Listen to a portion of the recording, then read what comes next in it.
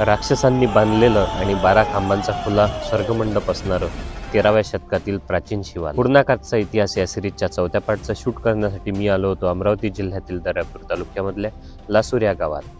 हे मंदिर हेमाळपंथी शैलीत बांधलेलं असून मंदिरात 3 गर्भगृह आहेत. मंदिराच्या मध्यभागी स्वर्गमंडपातून असीम निळे आकाश दिसते. मंदिराच्या मुख्य गाभाऱ्यात आनंदेश्वर विराजमान आहेत. 18 खांबांचा असणारा हा स्वर्गमंडप गणितीय अचूकता आणि खगोलशास्त्रीय महत्त्व यांचे मिश्रण दर्शवते. नंदी नंतरच्या काळातील असून शिवलिंग अतिप्राचीन आहे. आख्यायिकेनुसार हे मंदिर राक्षसांनी बांधलेले आहे, पण 13व्या शतकात देवगिरीचे राजे रामचंद्र यांनी हे मंदिर बांधल्याची इतिहासात नोंद आहे. परंतु याचा उद्देश बांधकाम आणि या परिसरात या दगडाची उपलब्धता नसणे याबद्दल आजही अनेक प्रश्न या मंदिराबद्दल अनुत्तरित आहेत.